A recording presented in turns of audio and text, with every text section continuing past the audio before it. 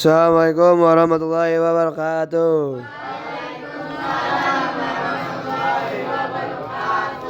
Oke teman-teman, pada kesempatan kali ini kami akan mempresentasikan tentang perlawanan kerajaan-kerajaan di Bali. Tapi sebelum itu izinkan kami memperkenalkan diri terlebih dahulu. Saya Rahmat Rizky Fauzan. Saya Fairuz Hafiz Ibrahim. Saya Rifan Arya Putra.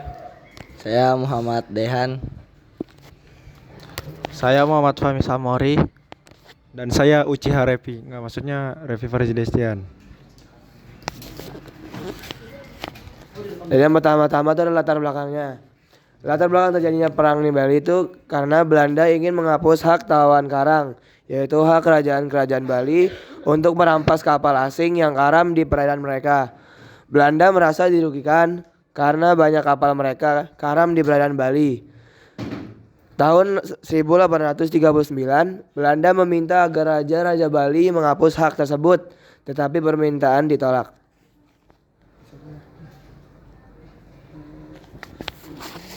Nah, Perang Bali itu ada 3 tahap, yaitu 1. Tahap pertama itu adalah 1846 dan tahap kedua ada 1848. Yang ketiga 1849.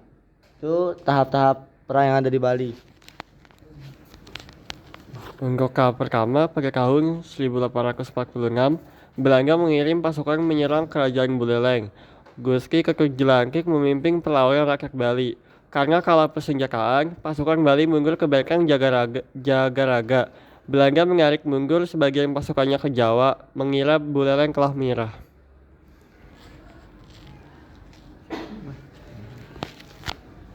Tahap kedua, pada tahun 1848, Belanda menuntut agar Raja-Raja Bali membebaskan tawanan dan membongkar benteng pertahanan.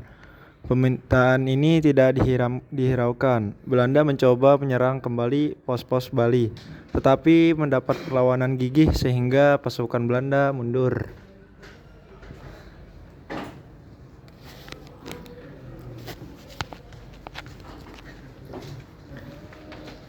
Tahap ketiga, 1849. Belanda datang dengan pasukan lebih besar. Singaraja berhasil dikuasai dalam waktu singkat. Pertempuran besar terjadi di Jagaraga. Rakyat Bali berjuang hingga titik darah penghabisan yang dikenal sebagai Perang Puputan. Karena kalah senjata dan pengalaman pasukan Bali,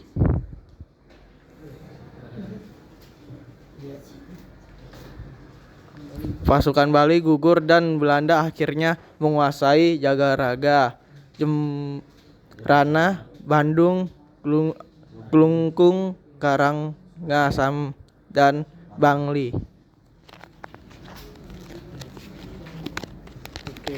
Untuk tokoh pentingnya yaitu ada Gusti Ketutjelangkik, yaitu pemimpin perlawanan rakyat Bali melawan Belanda, dan juga Raja Buleleng, yaitu menolak ultimatum Belanda dan mempertahankan hak tawan karang.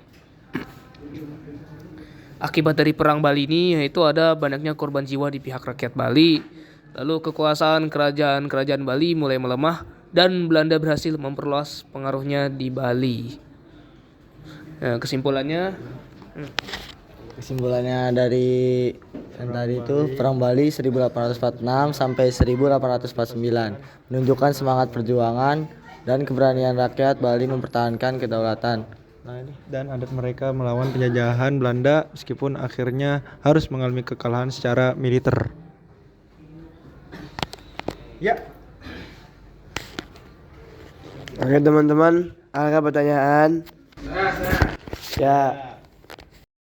Oke, pertanyaannya itu adalah mengapa hak tawan karang menjadi sumber konflik?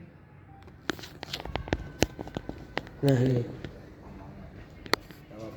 Oke. Mengapa hak tawan karang menjadi sumber konflik? Karena hak ini membuat rakyat Bali berhak merampas kapal asing yang karam, termasuk kapal Belanda, sehingga Belanda merasa dirugikan dan ingin menghapuskan aturan itu. Oke, ya. Ada yang bertanya lagi? Nggak ada? Oke.